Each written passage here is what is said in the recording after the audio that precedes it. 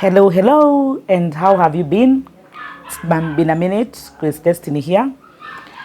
Again, I'm here to talk about life. That is always what I talk about. If you're not subscribed, go down there and subscribe, share this video, and of course, invite other people to watch with you because really, this is something we need to understand. I always come with things that are happening at the moment, current affairs, current matters, like what is there now. I want to talk about parenting. And in this case, I'm going to talk about how you empower the gender in your child. How to empower the gender in your child. That is the topic today. Empowerment of gender. Because we have children. We have daughters, we have sons. We have stepdaughters, we have stepsons. Why am I talking like this? Because nowadays we have blended families in very big numbers. Initially, or even in school, we used to go to school and teachers would tell us, what is a nuclear family? Father, mother, and children. It's no longer that way. We have father, mother, and children, fine. We have father, mother, stepfather, stepmother, children. Mother, children. Father, children. And the manual for parenting is no longer the same. We can no longer say it's business as usual. Why? One of the reasons is because times have changed. Things have changed. We are no longer saying you can't break up with someone because you have children. We are no longer saying you can't remarry because you have kids or because you were married once and you divorced. No. We are getting married again and again. People are getting children out of wedlock, and you can't tell them they must get married to get children. Some are single by choice. Some are single by nature, by fate. Something just happened and they happen to be single. We have to deal with all these because children are at stake in all these setups. When we decide to do a blended family, it's me and that man that we are together. The kids and the other parents, if my children have another father, if his children has another mother, remember, if they're still alive, they're still in the picture. Which picture? The picture of the kids.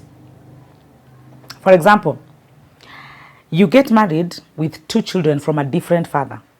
Get this man with 2 children from a different mother. Depending on the custodian of the children, if I'm the custodian, then the kids know their father, but in my custody. So now that I've gotten married to this man, they also now know him. Yes, he's in their lives, and the biological father is in their lives. These are realities we have always run away from. We like pushing them under the carpet as if they'll never show up later. It happens that when you marry together, when your kids are young, they look like they don't have a choice. They actually don't have a voice. They don't even have opinion, but they are growing up. Remember, they are growing up. There's something we have never sat down as we start families to look into. When they grow up, what are we going to do? You will not always rule your children on what to do and what to think. You not always command or rather dictate what your children feel about somebody. When they grow up, they will have an opinion. This opinion can break you or make you, depending on the entry point, how you handled it. I have a video on the same, blended families. You can visit it down there. I don't know whether it's the 3rd episode from today, but you can always get it in this channel, blended families. I've done it in Kikuyu and in English because it's a serious case that you need to attend to. Today I'm talking about empowering the gender of your children. Whether you are the only parent, the family setup, the blended family, what are you doing about the gender of your children? I'll give an example. This is a boy born between ladies or girls. You're a single mother. You have a son. And this son is born between girls only. Depending on the entry point of this setup, whether you were married and divorced, you are single throughout, there's an opinion you have as a woman towards men. If you think men are liars, if you think men are useless, depending on what you have experienced with the man who sired these kids and left all the men. It doesn't have to always be one father. There can be several fathers. Depending on that, how do you see men? What's your opinion about men? As a mother, remember, subconsciously or unconsciously, you will relate with your son as your child first. Then as a man, unconsciously. I've seen boys come to me, or rather men, grown-up men, coming to me and telling me I've never felt a man. Why? Because nobody ever told me this is the way to be a man. You've shut this boy from the father. Maybe the father is available, but you would not want to see him close to your son because he doesn't pay school fees. He doesn't support you financially. So what is he doing in my son's life? What is he doing in your son's life? He's there to make him a man, if he's available. And if he can, because there are also men who cannot even care about that. What do you need to do? You need to understand this boy needs to be a man so that his life can be complete. I have cases of men who are really weak. They deal with issues and matters in a way you feel, oh my God. Whoever raised this boy crushed the man ego in him. The man cannot even stand for himself. Even among other men, he doesn't have a voice. He looks like the slave behind, following other men. Can't have a voice, can't have a stand, no backbone, nothing. Women, especially single moms, please remember your son needs to be a man. If you can't get a father figure to mentor your son, you as a mother should keep reminding him. Keep making him feel different. Keep making him understand he is masculine. Let him understand that he's valuable as a man. Because I've seen women, single mom parents, crushing the ego of the boy by simply trying to make him feel you are equal with your sisters. Kwani, what's the difference? They're even performing more than you. Because you're fighting the husband that you had, or the father that sired this boy. Through this boy, you are trying to see him in the face of the father. And so you are dealing with the father instead of your son. You are crushing the ego of your son. You're breaking the capacity of your son as a man by simply trying to make him feel less when he should even be more abbreviated. You know, when you look at a boy and you feel like he's already a man and you think he's going to rule on you and your daughters, and like maybe he's going to control you, and he looks like he's giving orders around. You as a mother, you should sit and ask yourself, if I make him equal with my daughters, or rather, if I make him feel like a woman, if I make him feel no difference, will he have a voice when he becomes a husband and a father? You're looking at your son and you're like, I cannot allow him to just feel a man in this house. He should know men and women are equal. When he will get married, because he will one day, and his wife treats him the way you treated him, because he will attract it. Remember, in formative stages, we swallow a gadget that will always attract. I can say that again. In the formative stage, which is 0 to 10, you swallow a gadget that will always attract its kind. If you bring his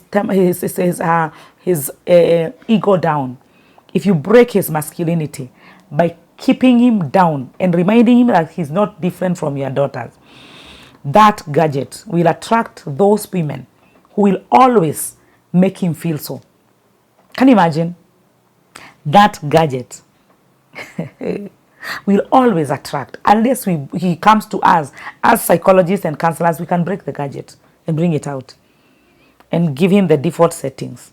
If you have a son you have crushed, mama, bring him our way. He needs a default set. What do you call it? Factory settings to bring him back to the person he was intended to be. Now let's talk about girls. These are women raising daughters.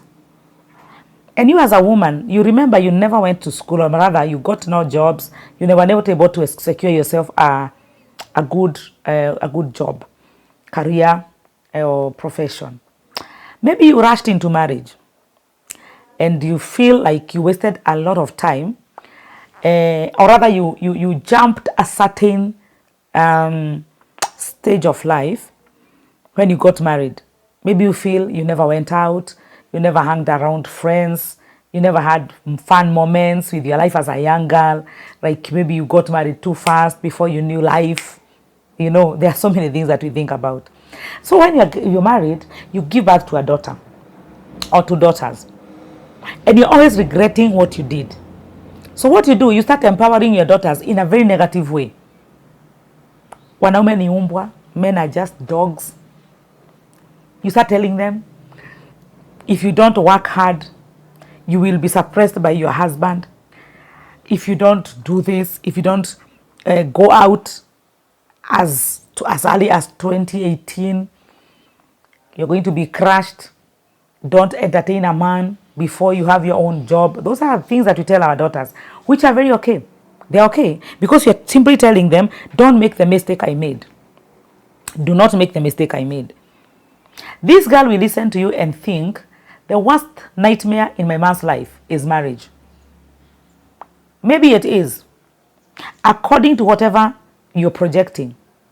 But is it true that you're not happy in anything about your marriage? Is it happy that nothing in that marriage makes you happy? How do you package your information as you give to your daughter? Concerning love, relationships and marriage, heartbreaks and moving on, what do you tell your daughters when they're growing up?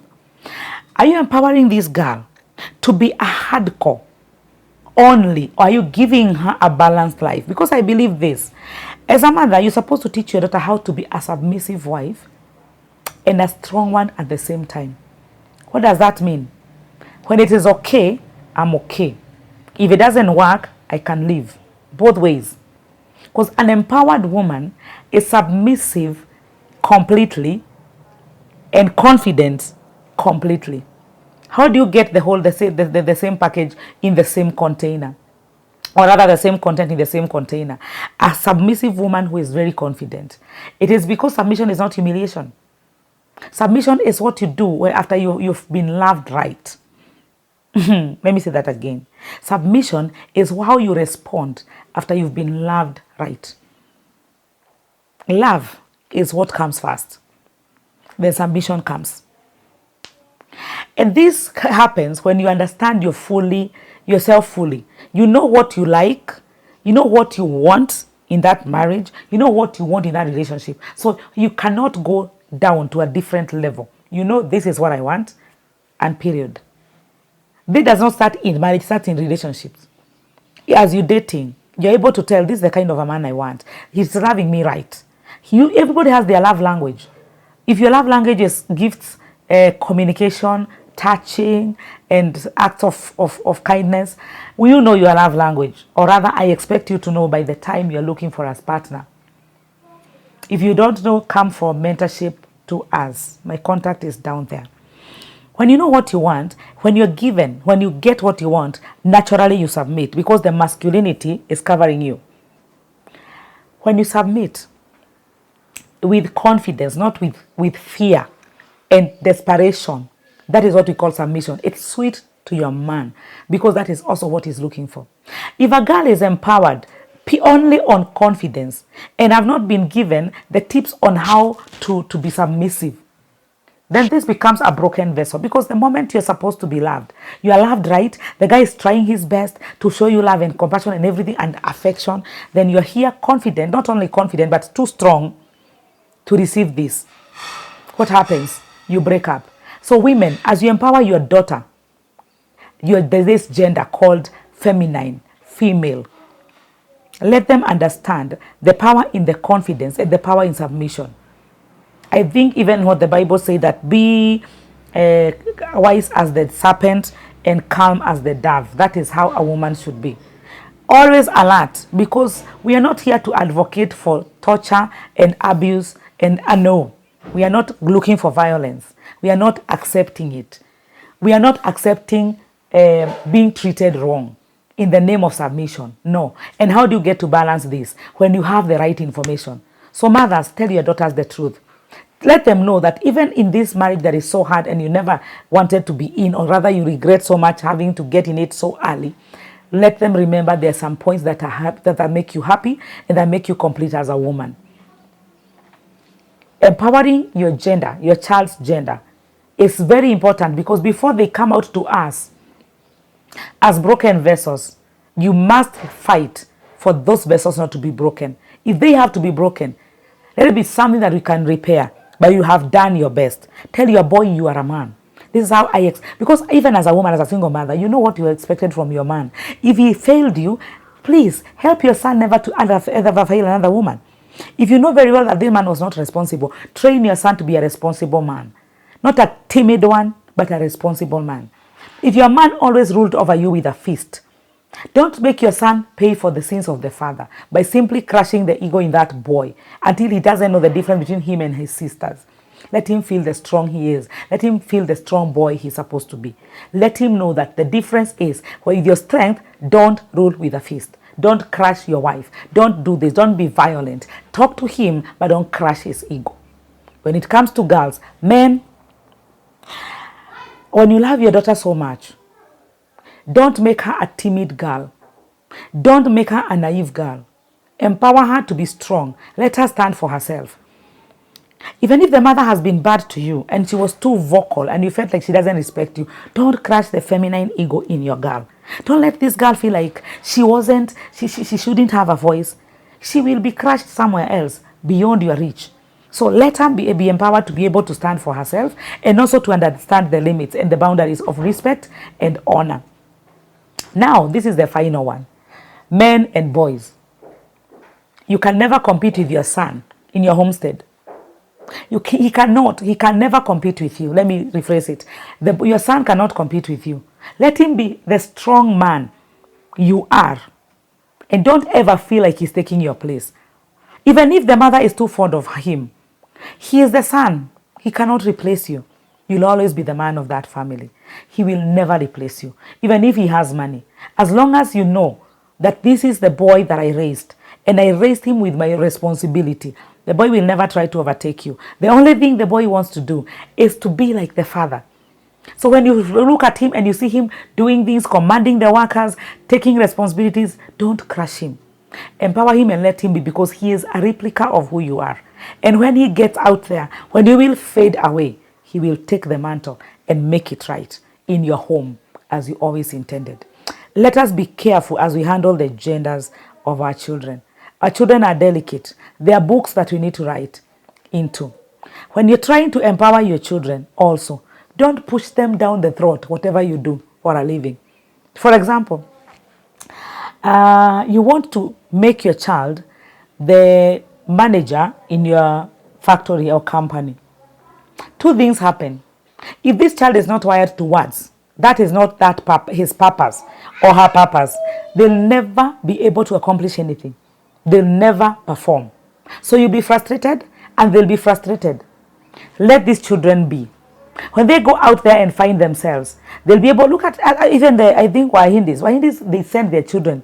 Is it Wahindis or who? There's a certain set of people that they send their children away to go first and get employed in other places, other companies.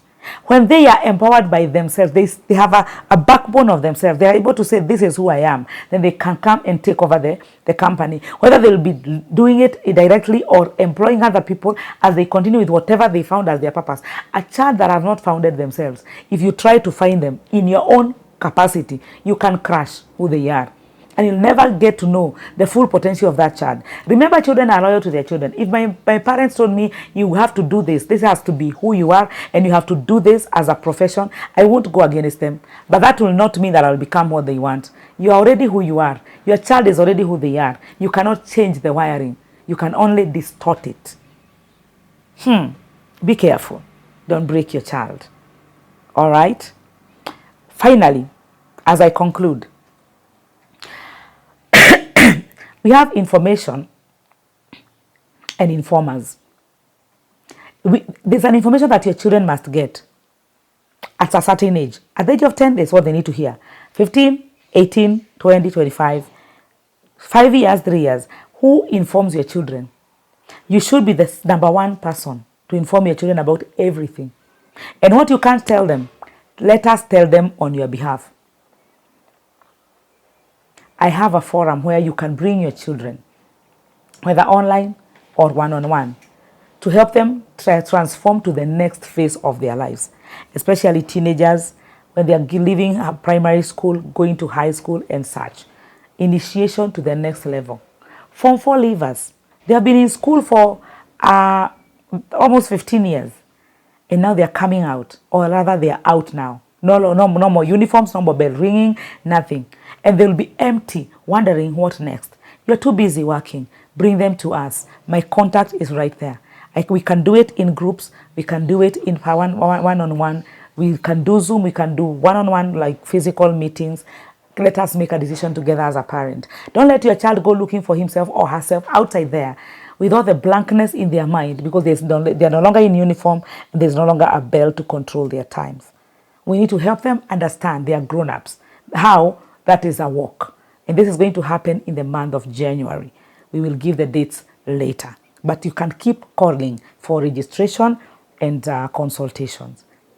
Parenting is something complicated. There is no manual for the same.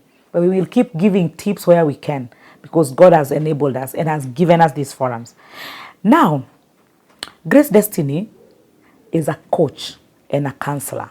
For those who do not know me, pick it that way. Call me for anything concerning life.